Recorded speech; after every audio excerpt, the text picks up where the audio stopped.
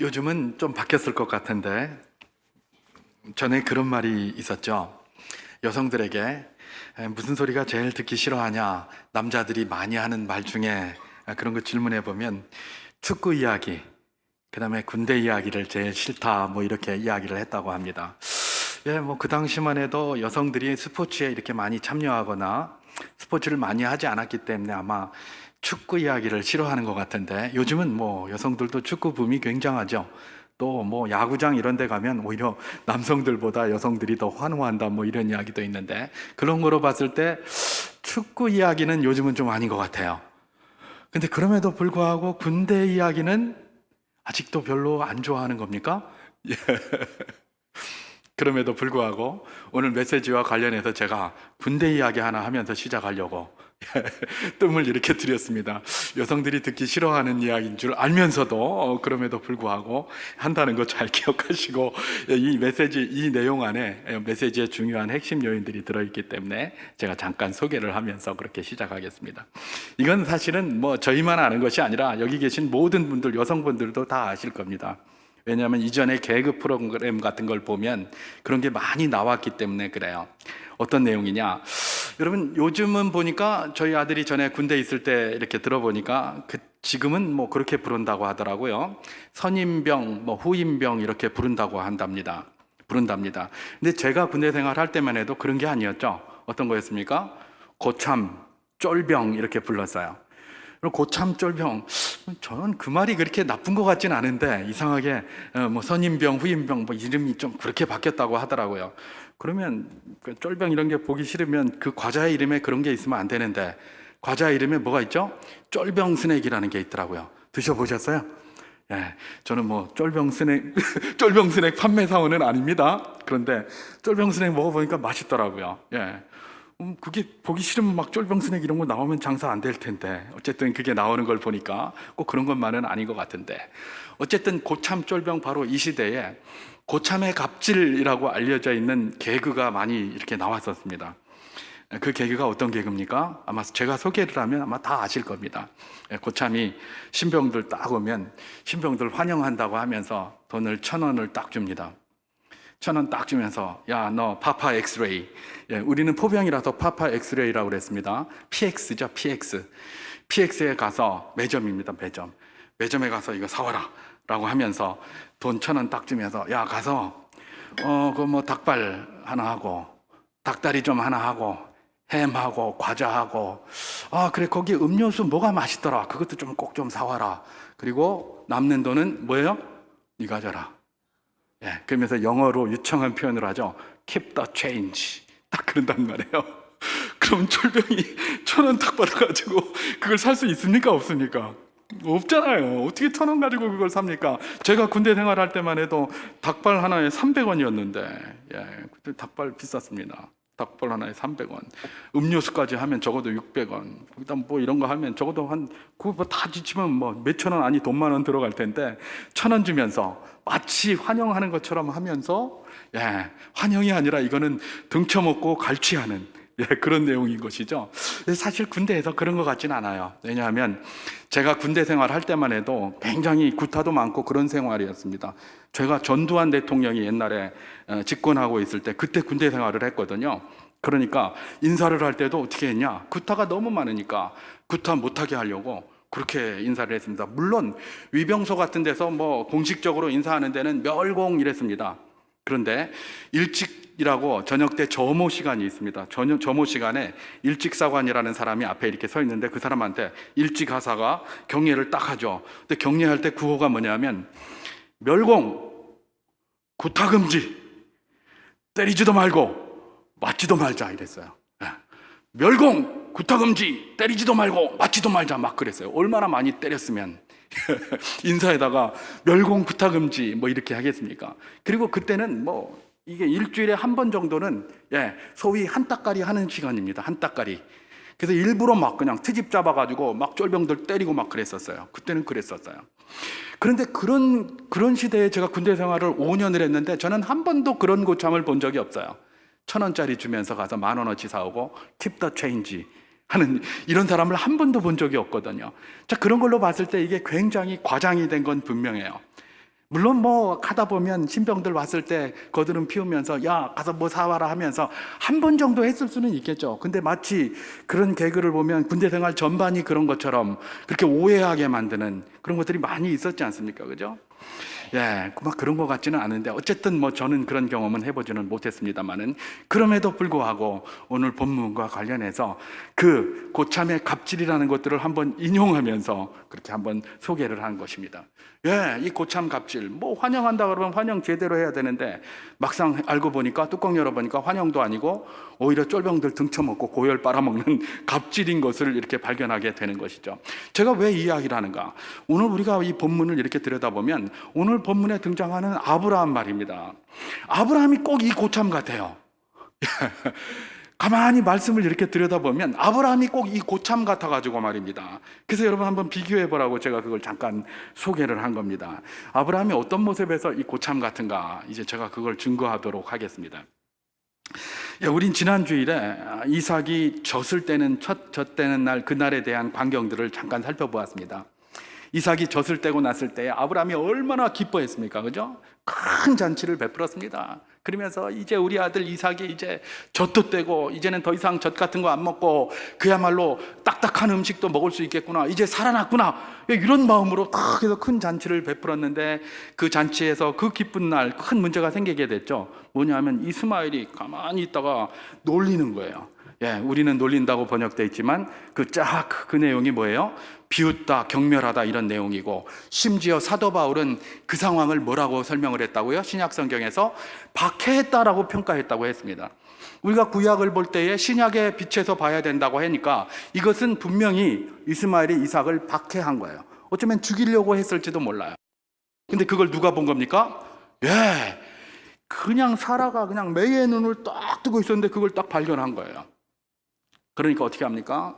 여보 아브라함 불러가지고 저 여종과 저 아들을 내쫓아라. 저 아들을 내 아들과 함께 분깃을 나눠주는 후사로 세울 수 없다. 내쫓아라 이래버린 거예요. 사라로서는 당연한 권리가 있습니다. 그렇게 할 권리가 있는 사람이에요. 그래서 그런 얘기를 했어요. 근데 이 소리를 듣고 나서 아브라함이 우리가 오늘 읽지는 않았지만 창세기 21장 11절에 보면 매우 근심했다라고 표현되어 있습니다. 그죠? 매우 근심했어요. 왜 근심했을까? 당연히 근심이 되죠. 그죠? 당연히 근심이 되죠. 왜냐하면 이삭이 태어나기 전에 이미 13년 동안 이 이스마엘을 눈에 넣어도 안 아플 아들처럼 얼마나 사랑했습니까?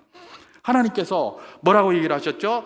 이 엘리에셀을 자기 후사로 삼으려고 그랬더니 네 후사는 엘리에셀이 아니라 네 몸에서 날 자가 후사가 되겠다 이랬더니 그렇게 해서 태어난 이 이스마엘, 이건 하나님이 점지하시고 하나님이 지명해 주신 후사구나 라고 생각하면서 눈에 넣어도 안 아플 정도로 그렇게 애지중지하고 사랑했는데 갑자기 이삭이 태어났어요.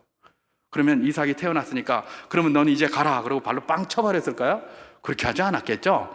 여전히 아브라함에게 있어서는 이스마엘이 큰아들이에요. 사랑스러운 큰아들이에요. 이삭이 태어났지만 그건 하나님의 약속의 과정이, 약속의 자녀로서의 의미가 있는 거지 아브라함에게는 아버지로서 똑같아요. 다를 게 하나도 없고요. 여전히 사랑스러울 수밖에 없는 거예요. 그런데 그걸 사라가 쫓아내라 이러는 겁니다. 아이고 남편 마음 좀 알아주지. 그것도 다 자기가 하라고 그래가지고 한 건데 이제 와가지고 남편 마음도 모르고 쫓아내라? 이게 쉬운 문제가 아니죠. 여러분 사람이라는 건 정이 있습니다. 정이 있기 때문에 자기가 애지중지 기른 것은 너무나 사랑스러워요. 그죠? 너무나 사랑스러워요. 벌레도 말입니다. 그냥 우리가 벌레가 나오면 징그럽다고 그러고 막 그러잖아요. 근데 지가 키우는 벌레는 안 그렇거든요. 우리 아들이 그러거든요. 우리 아들도 벌레 싫어하고 막 그러는데 지가 키우는 벌레는 그 벌레 한 마리에 비싸요. 3만 원 막 이렇게 합니다. 제가 몇 마리 사줬어요. 그걸 그냥 가지고 막 제발 제대로 안 먹이려면 하지 마라 그러는데도 꼭 어린이날만 되면 이번에는 벌레 사달라 소리 안 하던데 감사하게 선물로 벌레를 사달라는 거예요. 벌레 사주잖아요. 잘 기르지도 않아요. 죽고 나면 굉장히 슬퍼해요. 왜 그럴까요? 쥐가 길렀거든요. 왜 이스마엘이 이 아브라함에게 아픈 그런 그 발핌일까요? 그렇게 정을 들였거든요. 이삭이 태어났지만 이삭도 하나의 아들일 뿐이고 아브라함에게 있어서는 이스마엘이 그야말로 사랑을 쏟아놓은 사람이에요. 그런데 나가라고 하니 쫓아내라고 하니 안 쫓아낼 수는 없고 그건 사라의 권한이 맞기 때문에 사라의 말 따라 안 쫓아낼 수는 없고, 쫓아내자니 눈에 밟히고, 그동안 사랑했던 게 있는데, 그러니까 매우 크게 근심을 했던 것입니다. 매우 크게 근심을 했었어요. 야, 이렇게 해서 이제 아브라함이 매우 크게 근심해서 정말 이 이스마엘 때문에 고통을 받았을 것 같은데 오늘 본문은 특별한 말씀으로 시작을 하고 있습니다. 특별한 말씀으로 시작하고 있어요. 오늘 본문 창세기 21장 14절을 제가 한번 봉독해 보도록 하겠습니다. 아브라함이 아침에 일찍이 일어나 떡과 물 한 가죽 부대를 가져다가 하갈의 어깨에 메워주고 그 아이를 데리고 가게 하니 하갈이 나가서 베엘세바 광야에서 방황하더니, 그렇게 기록하고 있습니다. 저는 특별히 뭐뭐 했는데 라고 하면서 오늘 본문으로 넘어왔는데, 여기에 집중하시기를 바랍니다. 아브라함이 아침에 일찍이 일어나 라는 바로 이 말씀입니다.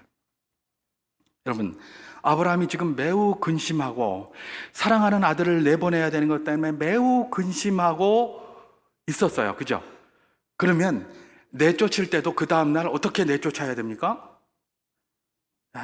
그야말로 힘들게, 어떻게 하면 막 안 내쫓으려고 막 이렇게 하면서, 사라가 내쫓으라고 하니까 안 할 수는 없고, 사라 이것 좀 보세요, 저것 좀 보세요 이러면서 온갖 핑계를 대가면서 차일피일 밀어야 되는 것 아닙니까? 그게 사랑하는 아브라함이 아들에 대한 태도가 아닐까요? 맞죠? 아닙니까? 이전에 제가 또 군대 이야기합니다. 군대에 있을 때 이제 저희 그 부대의 옆에 이제 30사단이라고 있었습니다. 30사단 신병교육대에 이 병사들, 신병교육대 훈련을 마치고 자대 배치받는 병사들을 이렇게 데리러 갔던 적이 있습니다. 그거는 이제 저희가 사령부에 있었기 때문에 이제 사령부에서 그들을 데려다가 예하 부대로 이렇게 보내줍니다. 근데 저는 통신이었기 때문에 인사는 아니었어요. 근데 이 인사과 선임하사 김상사님이 가끔 가다가 저보고 네가 선임 탑승 좀 다녀와라 이렇게 얘기를 했습니다. 여러분, 부대에는 선임 탑승이라는 게 있습니다. 그게 뭐냐면 병사들이 운전을 하지만 혼자 운전하지 않습니다. 바로 옆자리에 간부가 한 명이 탑니다. 그래가지고 운전을 하게 해요.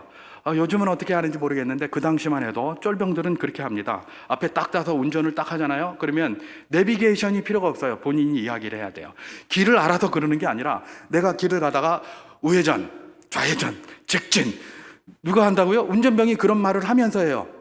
그러면 선임 탑승자가 옆에 가만히 앉아서 그걸 들으면서 가는 거예요. 근데 우회전 그래놓고 직진하면 너 뭐하나? 이러면서 바로 귓방맹이 한 대 때립니다. 그냥 정신 안 차리고 운전한다고 그러고, 네가 우회전한다고 그랬으면 우회전을 해야지 왜 직진하고 있냐 이러는 거죠. 그러니까 자기가 운전할 때도 집중하고 하라는 겁니다. 그렇게 가르쳤습니다. 이전엔 그랬어요. 그러니까 우회전으로 가려면 우회전합니다. 우회전, 좌로 가면 좌회전, 직진 이래가면서 그리고 쭉 다녔다고요. 그런데 가서 비실비실하고 이러면 옆에서 간부가 막 뭐라고 하고 똑바로 안 가냐고 그러고 막 이렇게 했어요. 이러니까 선임 탑승이 꼭 해야 되는데 김상사님이 그때 바빠서 잘 못해서 제가 몇 번 선임 탑승을 하러 간 적이 있었습니다. 그럼 34단 훈련소에 딱 가면 훈련을 마치고 이제 자대 배치로 가기 위해서 우리가 그 아이들을 데리고 간거든요. 우리 부대로 오는 애들. 그런데 그 전에 뭡니까? 훈련을 마치면 부모님들하고 잠깐 이렇게 만나는 시간이 있어요. 만나는 시간이 있는데 그때 어떻게 하느냐? 4시에 예를 들면 끝난다. 그러면 4시가 되면 그 전에 좀 일찍 끝났으면 들여보내면 되잖아요. 근데 위병소 앞에서 안 들어옵니다. 계속 서 있어요. 그래서 막 그 땡하게 그때까지 그냥 끝까지 거기 서 있어요. 그러다가 땡 하면 들어와요. 부모님과 하고. 저는 그때는 이해를 못했어요. 저 빨리 들여보내지 뭐 하려고 저러고 있나. 그러다 그렇게 늦게 들어오면 너 왜 이렇게 막 늦게 들어오냐 그러면서 우리 옆에 딸려갔던 운전병들이 막 화내고 막 짜증내고 그랬다고요. 근데 제가 제 아들 한번 훈련소에 보내보니까 그 심정을 알겠더라고요. 그때는 몰랐는데 이게 1시간이라도 단 1분이라도 좀 더 있고 싶은 거예요. 시간이 허락이 되면. 그게 부모의 마음이잖아요. 그죠? 그래서 저는 그때 어떻게 있었느냐, 저 논산에 훈련소에 그거 퇴소하는 날 가가지고, 요즘은 좀 바뀌었는지 원래 논산은 그랬는지 어쨌든 퇴소하고 또 다시 부대에 들어갔다 며칠 후에 발표가 되더라고요. 보내더라고요. 근데 이제 전에는 34단은 그렇게 하지 않았었는데 어쨌든지 간에 가면 저도 이제 그 마침 시간인데 이게 뭐 점심 먹고 나니까 별로 할 것도 없고, 그런데 바로 들여보내자니 좀 그렇고 그래가지고 어떻게 했습니까? 이제 어떤 분들은 옆에 펜션도 잡아놓고 이렇게 하는데 우리는 펜션은 안 잡고 맥도날드에 죽치고 앉아가지고 그 시간이 되기까지 계속 버텼습니다. 제가 지금 무슨 말을 하는 겁니까? 이게 일반적이라는 거예요. 부모 자식 사랑하는 사람이 그 헤어지는 게 아쉬운 거잖아요. 그러니까 조금이라도 좀 버티고 있어야 되겠다라는 생각에 그렇게 하는 게 이게 인지상정이에요. 근데 지금 아브라함 한번 보세요. 아브라함 그렇게 사랑하는 이 이스마엘 보내려고 하면 어쨌든지 간에 사라를 설득해서 사라 밥이라도 한 그릇 먹여보내야지, 이래 보내면 되겠다, 밥 한 그릇 먹이자. 그럼 밥 한 그릇 먹여놓으면 봐라 너무 뜨겁다, 조금 해 가르면 되면 보내자. 그 사사기에 나오는 그 레위인의 그 이야기처럼 말입니다. 그래가면서 이리저리 하면서 좀 더 뒤로 밀어야 될 것 아닙니까? 근데 그 말 떨어지기가 무섭게 아브라함 아침에 일어나자마자 아침 일찍 일어나가지고 나가라 막 이래 버린 거예요. 와, 이게 그동안 이스마엘 쫓아내는 것 때문에 매우 근심했던 아브라함의 태도 맞습니까? 그럼 어떻습니까? 이상하잖아요. 좀 데리고 있어야지. 어쨌든 뒤엔 변해야지. 바로 아침에 일찍 일어나자마자 나가라 그냥 막 이래 버리는 거예요. 말도 안 되는 소리예요. 이게 아브라함 맞나?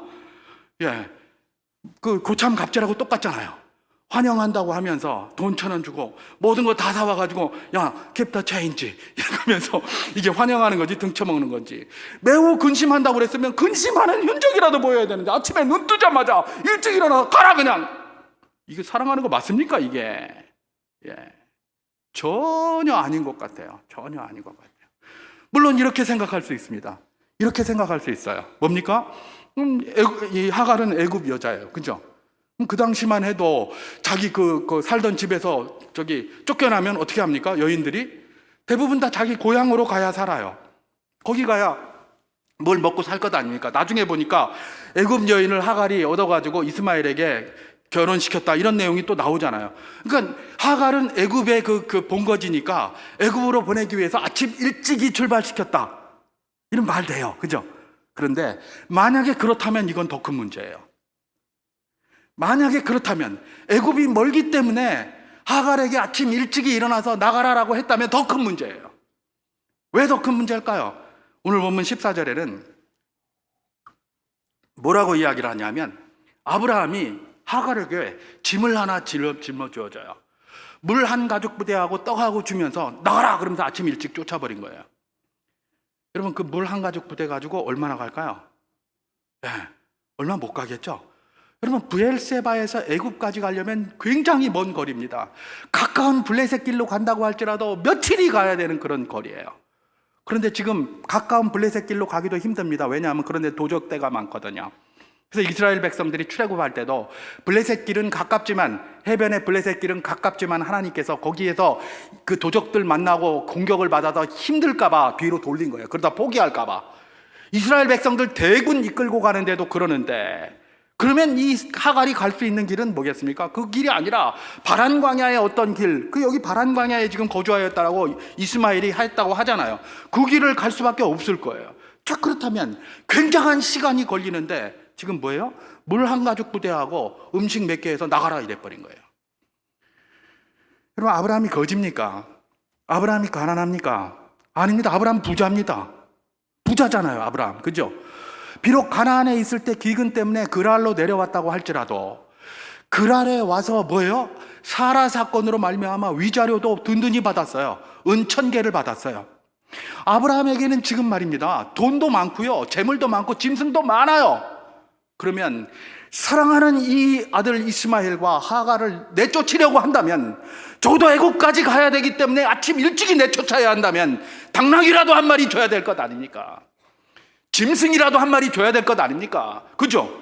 근데 짐승도 한 마리 안 주고 하갈의 어깨에다가 물 한 가죽 부대 그냥 털럭에어서 나가라 그냥 이래 버리는 거예요.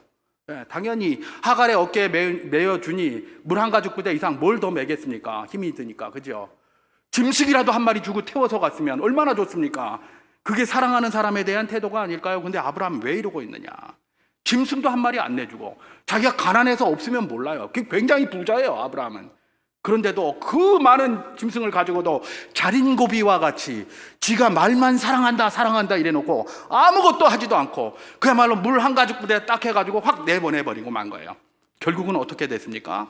오늘 본문 창세기 21장 15절과 16절을 제가 봉독하겠습니다. 가죽 부대에 물이 떨어진지라 그 자식을 관목덤불 아래에 두고 이르되 아이가 죽는 것을 참아 보지 못하겠다 하고 화살 한 바탕거리에 떨어져 마주 앉아 바라보며 소리내어 우니, 그렇게 되어 있습니다. 하갈이 이 물이 떨어졌어요. 물이 떨어지니까 당연히 바로 부엘세바 광야에서 방황하면서 사람들 좀 적은 길로 가는 길이 어떤 건가 찾다가 방황하지 않겠습니까? 일단 물이 떨어졌어요. 아마 하루 만에 떨어졌을 수도 있습니다. 그까지 가죽 부대 한 부대 물 해봐야 얼마나 되겠습니까? 그러니까 이스마엘이 이게 맨날 아버지 밑에서 그냥 큰 소리나 치고 큰 소리 사랑이나 받고 그야말로 고명아들로 크다 보니까 인내도 부족해요. 인내도.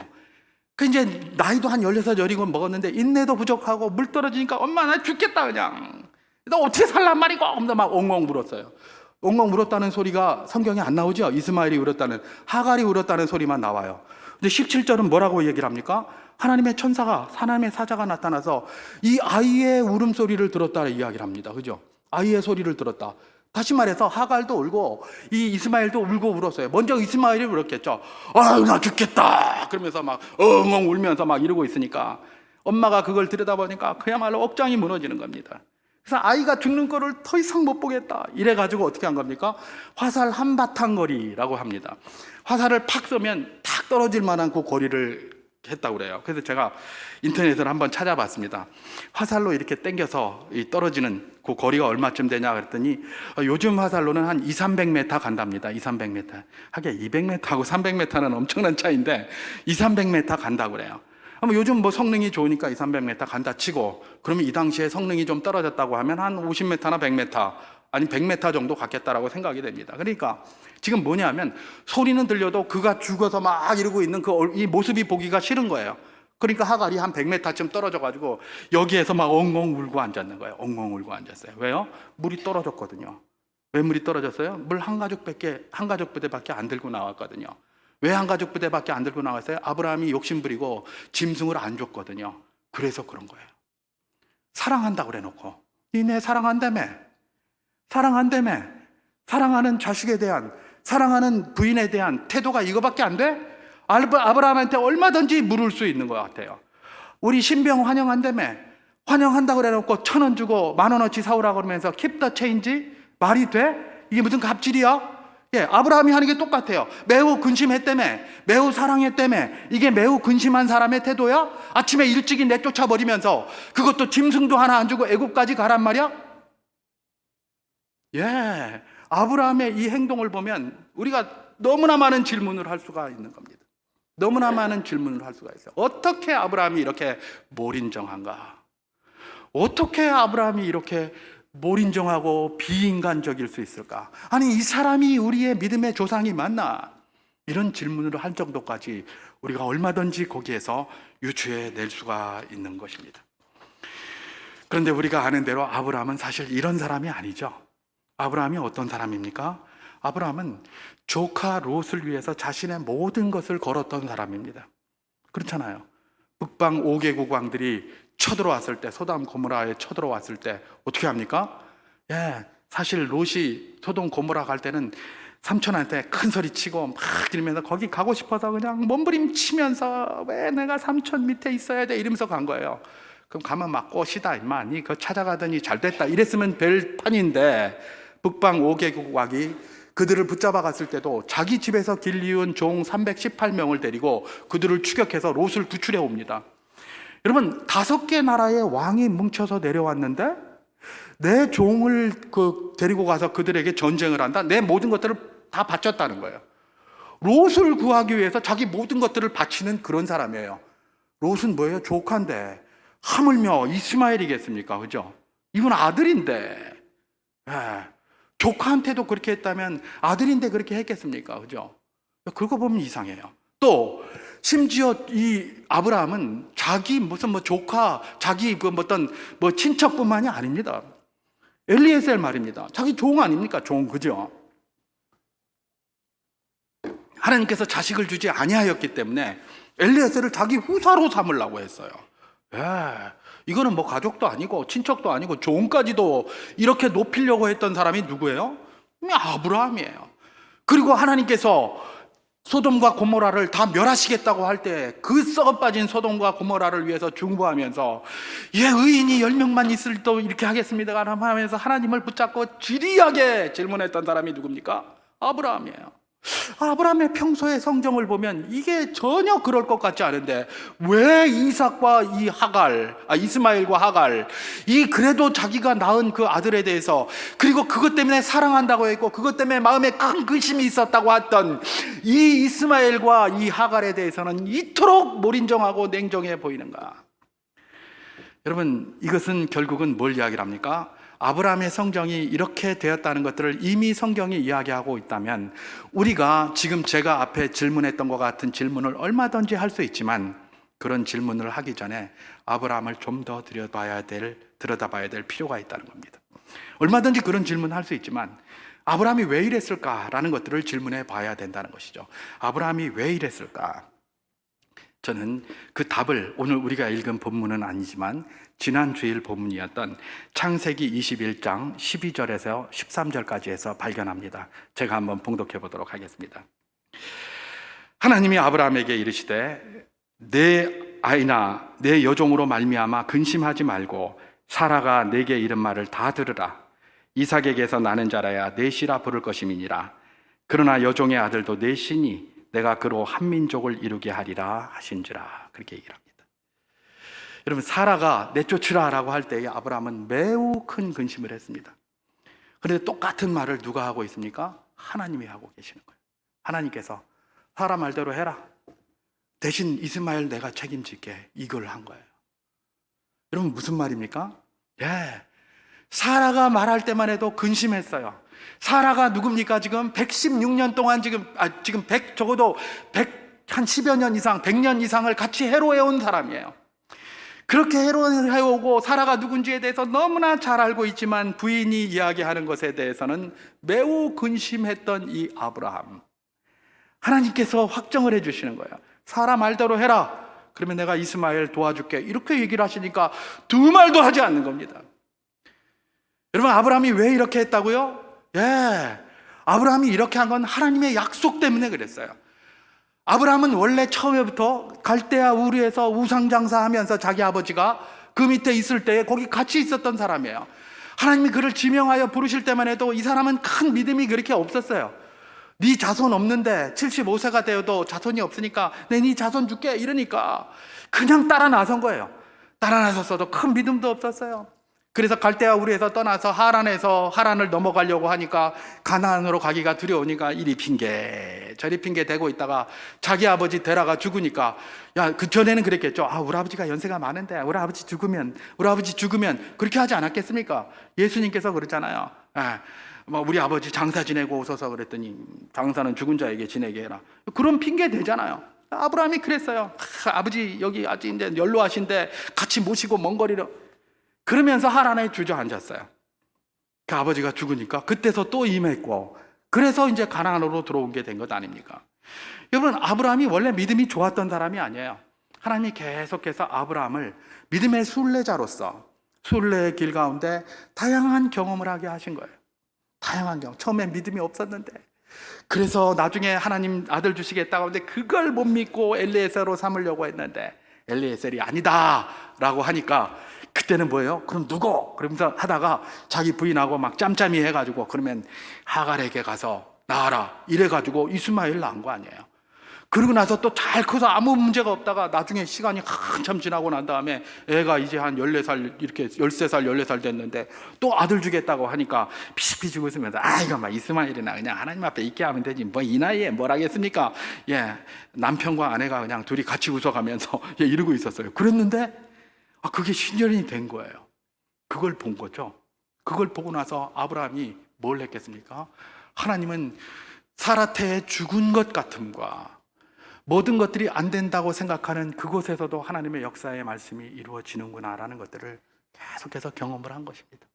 그래서 사라가 이야기할 때는 콧방귀도 안 꼈어요. 근심만 가득했어요.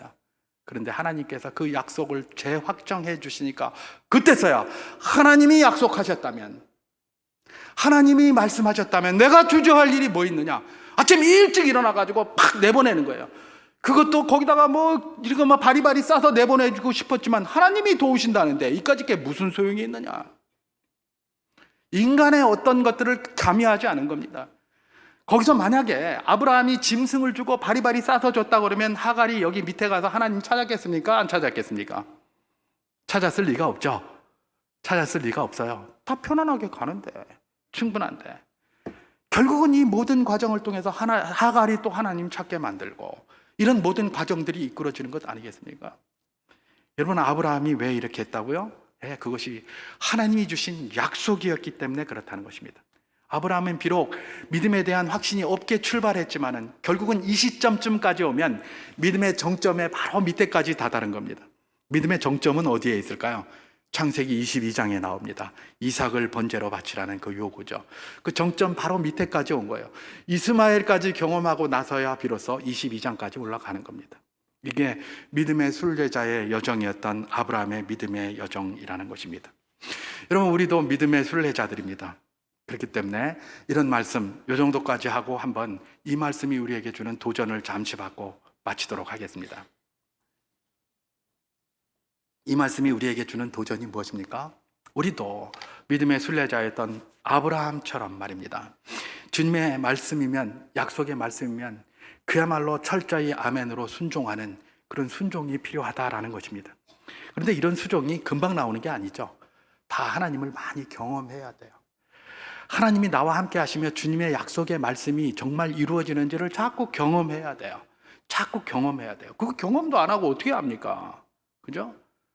여러분, 하나님 만나는 경험, 또 하나님이 역사하시고 기도 응답하시는 경험들이 뭐 그것 때문에 우리가 신앙생활하는 건 아니다라고 이야기를 하지만 사실은 그런 경험들이 우리의 믿음을 견고하게 합니다. 그런 경험들이 없으면 우리 믿음이 흔들릴 수밖에 없고 사변적인 믿음이 될 수밖에 없어요. 우리 믿음이 견고해지는 것은 하나님과의 경험이 굉장히 중요합니다. 하나님 약속의 말씀이 나에게 이루어지는 것들, 어떤 방식으로 이루어지든지 간에 그 하나님의 뜻대로 이루어지는 것에 대한 경험이 굉장히 중요합니다. 그렇기 때문에 우리 주님께서는 뭐라고 얘기를 합니까? 베레아 사람들처럼 날마다 그 말씀이 그러한가요? 성경을 상고하라고 이야기를 하시고 묵상하라고 이야기하시고 또 쉬지 말고 기도하라고 하시는 것입니다. 여러분, 왜 쉬지 말고 기도하라고 할까요? 모든 것, 우리가 살아가는 모든 것이 다 하나님과 관계가 있다는 것들을 고백하라는 겁니다. 그게.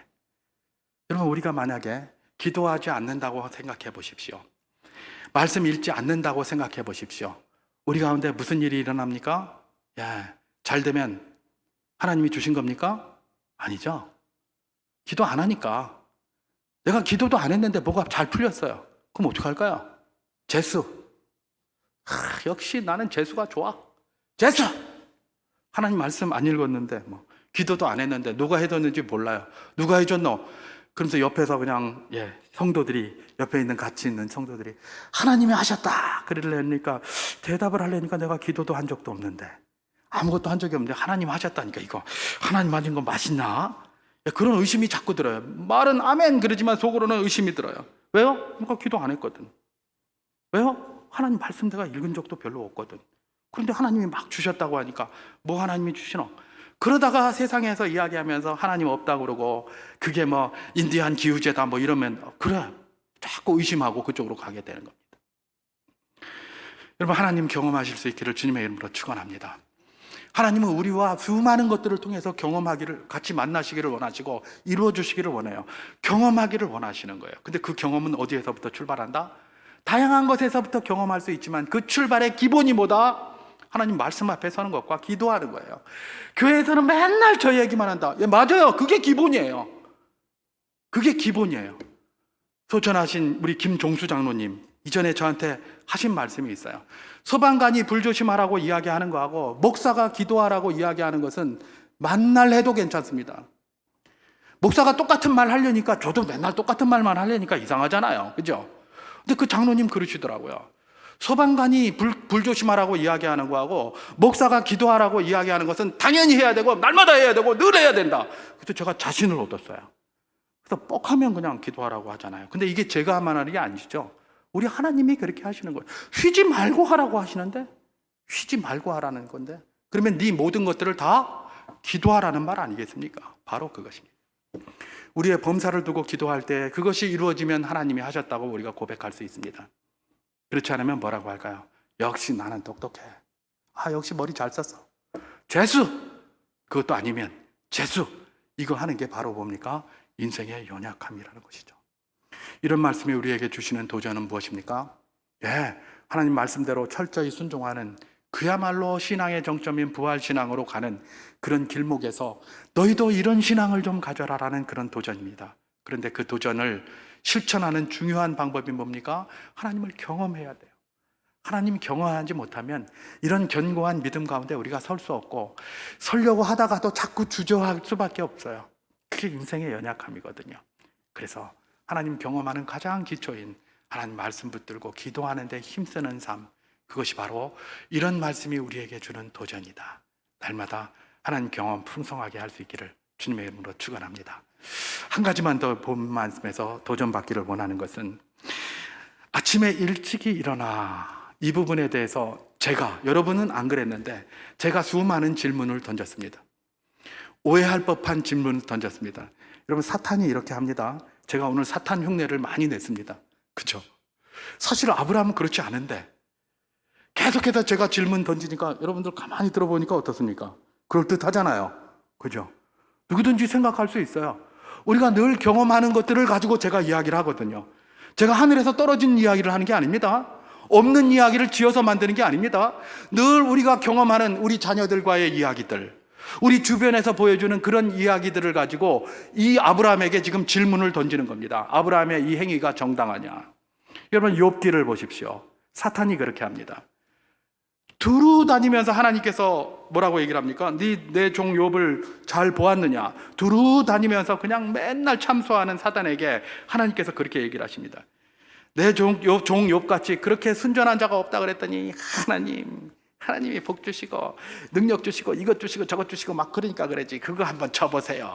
욥이 뭔데? 이러는 거예요. 가만히 들어보면 맞잖아요. 욥이 워낙 풍성하니까. 그러니까 하나님께서 목숨만 건드리지 말고 나머지 다 네 알아서 해, 이렇게 하잖아요. 제가 오늘 사단이 하는 짓을 대신 한번 해봤습니다.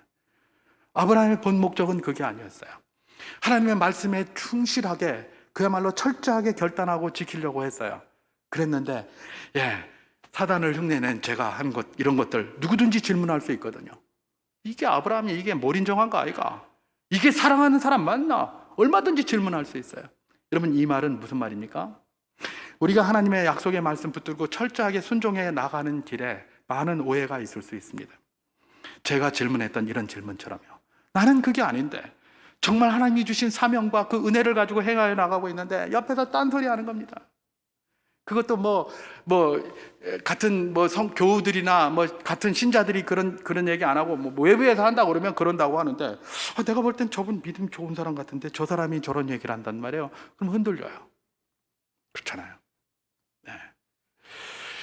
여러분, 하나님의 말씀을 실천하고 순종해 나가는 그 길에 많은 오해가 있을 수 있고요. 그것들이 우리의 장벽이 될 수가 있어요. 이런 말씀이 우리에게 주는 도전이 무엇입니까?